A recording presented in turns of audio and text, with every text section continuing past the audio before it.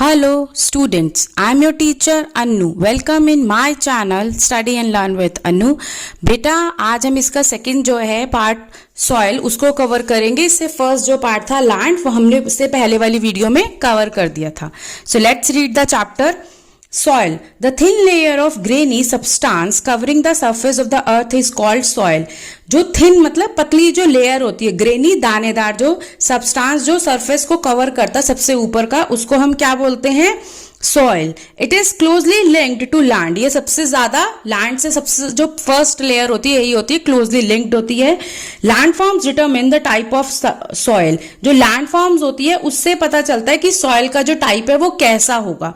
Land form क्या क्या होती है आपने इससे पहले भी पढ़ा होगा. लैंड फॉर्म्स क्या होती हैं? कहीं प्लेन्स हैं, कहीं वैली है, कहीं प्लेट्यू है.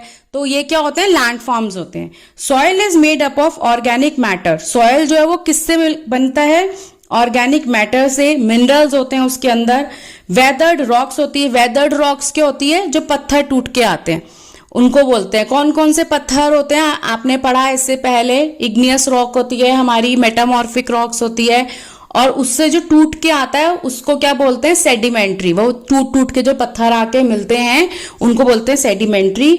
तो फाउंड ऑन द, ये किससे होता है? इस प्रोसेस को क्या कहते हैं? वेदरिंग. तो आप यहाँ देखेंगे आपके साइड में वेदरिंग प्रोसेस, उसको जो वेदरिंग को डिस्क्राइब भी किया गया है. The breaking up and decay of exposed rocks.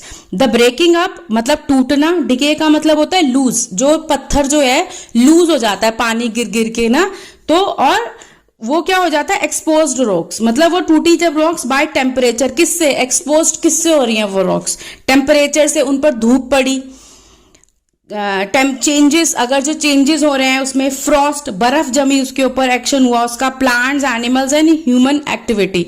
अगर वहां पर कोई कटाव वगैरह कुछ हो रहा है या वहां पर कोई ड्रिलिंग वगैरह हो रही है तो उससे क्या होता है? जो रॉक्स हैं वो टूटती हैं, और वो टूट के जब मिलती है सॉइल के साथ तो उसे क्या बोलते हैं? वेदरिंग. तो the right mix of minerals and organic matter make the soil fertile. जब हमारी जो सॉइल होती है उसके अंदर जो चीजें हैं वो बिल्कुल प्रॉपर तरह से मिली हुई हो तो वो उस जमीन को फर्टाइल बना देती है. फर्टाइल का मतलब क्या होता है? उस मिट्टी को फर्टाइल बना देती है. फर्टाइल का मतलब होता है उपजाऊ.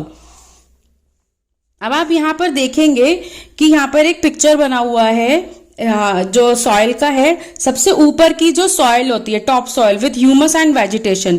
ह्यूमस क्या होती है? खाद. जो हम लीव्स और जो एनिमल्स इनका जो गल के बन जाता है ना खाद, मिट्टी, उसको क्या बोलते हैं? ह्यूमस. और वेजिटेशन जो वहां पर जो भी कुछ उगाया जाता है वो सबसे पहले टॉप सॉइल के ऊपर वो होता है. सब soil with sand, silt and clay. और जो हमारी सेकंड सब सॉइल जो होती है उसके अंदर क्या होता है?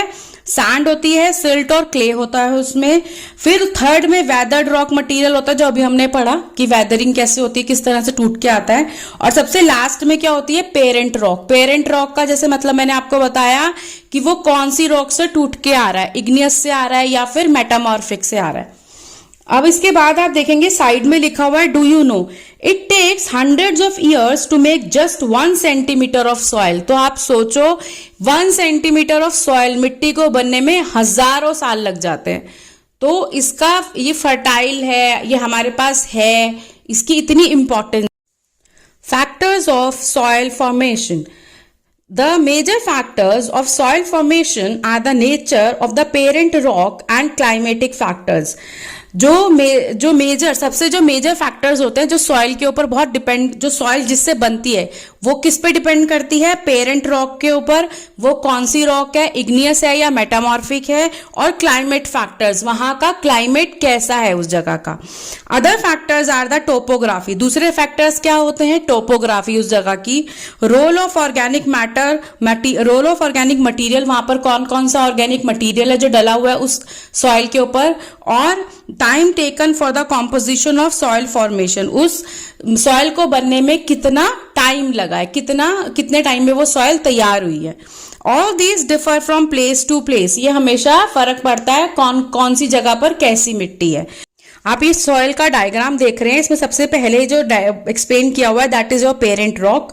तो पेरेंट रॉक से डिपेंड करता है कि उसका कलर क्या होगा. डिटरमिन्स कलर, कि बताएगा कौन से रॉक से आई है, ब्लैक सॉइल होगा या रेड सॉइल होगा, कौन सा कलर है उसका. टेक्सचर क्या है उसका, केमिकल प्रॉपर्टीज उसकी क्या है, कौन से मिनरल्स हैं उसके अंदर, क्या क्या उसके अंदर कंटेंट है, और परमिएबिलिटी। परमिएबिलिटी का मतलब है कि वो वाटर को कितना ऑब्जॉर्व कर सकती है, जो मिट्टी है वो कैसी है।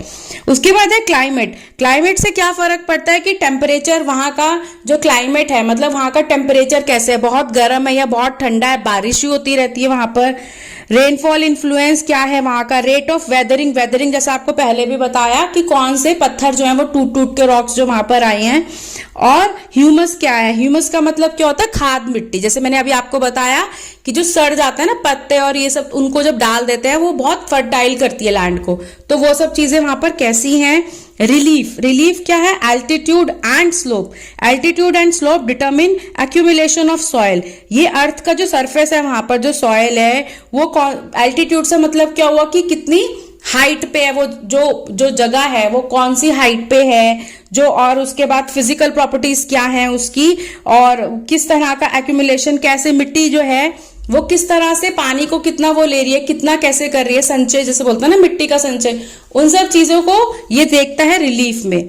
फ्लोरा, फोना एंड माइक्रो ऑर्गेनिज्म, इसके ऊपर क्या होता है, affect the rate of humus formation. जितना वहां पत्ते गिरेंगे, जो ये जितनी भी वहां पर खाद मिट्टी बनेगी उसके ऊपर डिपेंड करता है।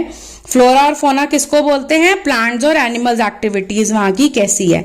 Time determines thickness of soil profile. जो वो सॉइल है उसको फॉर्मेशन मतलब टाइम कितना लगा है, ये किस बात पे डिपेंड करेगा, उसकी क्या थिकनेस है। जो सॉइल का टाइम जो है वो कितना, सॉइल बनने में क्या टाइम लगा है उसके ऊपर कि वो सॉइल की थिकनेस क्या है, इस बात के ऊपर डिपेंड करता है। Degradation of soil and conservation measures. तो जो डिग्रेडेशन मतलब खराब हो रही है जो सॉइल, तो उसको कंजर्व का मतलब क्या होता है, उसे बचाने के तरीके क्या क्या हैं। Soil erosion and depletion are the major threats to soil as a resource. क्योंकि सॉइल हमारा बहुत बड़ा रिसोर्स है और सॉइल इरोजन हो रही है, जो मिट्टी है, इरोजन का मतलब क्या होता है, या तो पानी के साथ, जो हमारी सॉइल है मिट्टी है उसको या तो पानी अपने साथ बहा के ले जा लेता है या फिर हवा लेके चली जाती है, और डिप्लीशन उसकी क्वालिटी खराब हो रही है। तो ये बहुत मेजर थ्रेट्स हैं सॉइल के लिए। Both human and natural factors can lead to degradation of soils. दोनों तरीकों से, इंसान भी कर रहा है नुकसान और नेचुरल तरीके से भी नुकसान हो ही रहा है सॉइल का। Factors which lead to soil degradation are, जो कारण है इसके होने के वो क्या क्या हैं। डिफॉरेस्टेशन। डिफॉरेस्टेशन का मतलब क्या है, पेड़ों को काटना। ओवर ग्रेजिंग, कहीं पर आपने एनिमल्स को छोड़ दिया और बार बार उसी लैंड पे एनिमल्स खाए जा रहे हैं, या फिर जब वो खा रहे हैं तो क्या कर रहे हैं, वो जो मिट्टी की सबसे ऊपर वाली परत होती है, जैसे आपको पता है वही सबसे ज्यादा फर्टाइल होती है, तो जब खाते हैं तो वो उससे घास के साथ साथ जो भी वो खा रहे हैं, चारा जो खा रहे हैं उस घास के साथ साथ वो उसको भी उखाड़ लेते हैं, उसकी सॉइल को। तो उससे क्या हो जाता है, वो मिट्टी जो है वो खराब हो जाती है। तो इस बात का ध्यान रखना। और over use of chemical fertilizers और पेस्टिसाइड्स। जैसे फार्मर्स हैं वो अपने खेतों में पेस्टिसाइड्स का यूज करते हैं, फर्टिलाइजर्स का यूज करते हैं, that is good for their, क्योंकि अगर वो ऐसा नहीं करेंगे तो उनके जो खेत है वो खराब हो जाएंगे, उनकी फसल खराब हो जाएगी, कीड़े लग जाएंगे। लेकिन उसका ओवर यूज नहीं होना चाहिए। उस ओवर यूज होने से क्या होता है, वो सॉइल खराब हो जाती है। एंड रेन वॉश, अगर वहां पर मिट्टी के ऊपर अगर कुछ होगा ही नहीं, वहां खाली छोड़ेंगे अगर जमीन को, तो रेन, बारिश आएगी और वो सब कुछ बहा के ले जाएगी। उसके आसपास अगर ग्रीनरी नहीं होंगी, पेड़ नहीं होंगे, तो वो मिट्टी को क्या हो जाएगा, सॉइल इरोजन हो जाएगा वो। And landslides and floods. Landslides हो गए, फ्लड्स हो गए, तो वो मिट्टी को क्या होगा, खराब कर देंगे, उस लेयर को अपने साथ लेके चले जाएंगे। तो इसके सब मेथड्स हैं of soil conservation are listed below. यहाँ पर कुछ मेथड्स दिए गए हैं जो इसके लिए हैं, आप अपनी जो मिट्टी है हम उसको कैसे बचा सकते हैं। First is your mulching. Mulching क्या होती है, अब बेटा मैं ये जितने भी अभी मेथड्स पढ़ूंगी ना उनके साथ साथ मैं आपको पिक्चर दिखाती जा रही हूँ, आप वहां पर भी वो देखो, आपको समझ में आ जाएगा कि ये जो चीजें हैं वो किस तरह से होती हैं। तो mulching, the bare ground between plants is covered with a layer of organic matter like straw. Bare ground का मतलब होता है खाली जगह, तो वहां बिटवीन प्लांट्स, जो प्लांट्स के बीच में खाली जगह जो होती है, is covered with a layer of organic matter like straw. उसको ढक देते हैं उससे ना, स्ट्रॉ से, ताकि जो वहां पर वो जगह है उसको पानी या जो सॉइल है उसको उड़ा के ना ले जा पाए, हवा उस सॉइल को उड़ा के ना ले जा पाए, इसके लिए उसको ढक दिया जाता है। It helps to retain soil moisture, और वो सॉइल के मॉइस्चर को भी पकड़ के रखता है। अगर वो सूखी होगी, जब सॉइल जो है सूख जाएगी तभी तो उसे उड़ा के ले जा लेंगे ना। अगर वो उसको ढक देंगे और उसके मॉइस्चर को भी रिटेन करेगा तो वो खराब नहीं होगी मिट्टी। Second is your contour barriers. इसमें stone, grass, soil are use to build barriers along contours. Contours के साथ स्टोन के, ग्रास, सॉयल के बैरियर्स, तो वहां पर बैरियर्स बना दिए जाते हैं ताकि मिट्टी जो है वो जाए ना। Trenches are made in front of the barriers to collect water. Trenches क्या होता है, गड्ढे गड्ढे बना दिए जाते हैं बैरियर्स उसके वहां पर आगे, barriers to collect water, barriers के आगे, ताकि जो पानी है वो वहां पर आकर इकट्ठा हो जाए और वेस्ट ना हो सॉइल।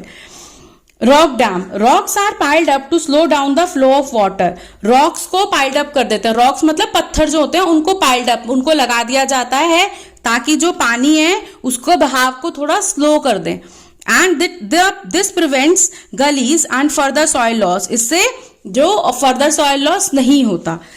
टेरेस फार्मिंग, ये तो आपने बहुत ज्यादा, अगर आपने कभी ट्रैवल किया है माउंटेन्स में तो ये तो देखने को आपने अभी तक देखा ही होगा आपने कि किस तरह से टेरेस फार्मिंग होती है। आपकी बुक में भी बनी हुई है फोटो और मैं भी आपको दिखाई रही हूं बेटा। Broad flat steps to terraces are made on the steep slopes so that flat surfaces are available to grow crops. एक तो broad flat steps बना देते हैं माउंटेन्स के ऊपर। उससे क्या होता है कि जो steep slopes होते हैं, क्योंकि माउंटेन्स का जो ढलान है वो बहुत steep होता है, तो वहां पर इस तरह से चौड़े चौड़े से स्टेप्स बना देते हैं, सीढ़ियां बना देते हैं ताकि उसके ऊपर खेती करी जा सके। और इस स्टेप से क्या होता है, मिट्टी का जो इरोजन है ना, सॉइल इरोजन, वो भी नहीं हो पाता, क्योंकि जब पानी बहता है तो वो उन स्टेप्स पे जाके रुक जाता है और सॉइल का इरोजन नहीं होता। हाँ, जैसे बताओ, इसमें भी लिखा हुआ है they reduce surface run off and soil erosion. Intercropping, intercropping क्या होता है, different crops are grown in alternate rows. Different crops को, एक कोई और क्रॉप है, दूसरी लाइन में दूसरी क्रॉप है, इस तरह से करके अलग अलग फसल उगा दी जाती है, जो जिसमें क्या करते हैं, it's on at different times to protect the soil from rain wash.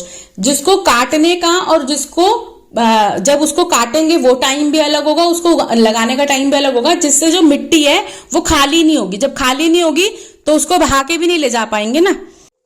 So next is your contour ploughing. Plowing parallel to the contours of a hill slope to form a natural barrier for water to flow down the slope. तो इसमें बेटा इस तरह से barrier बना दिए जाते हैं।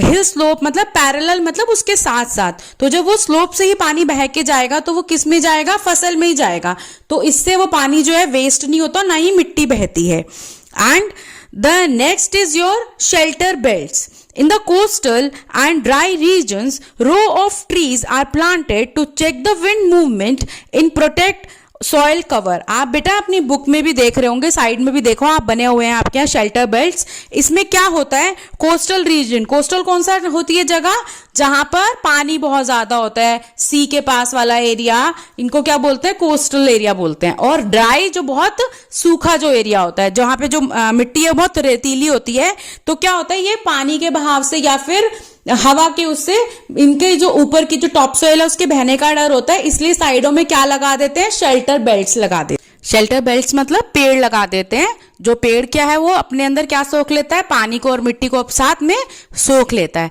तो वो आपको बेटा आपको फोटो में भी दिख ही गया होगा।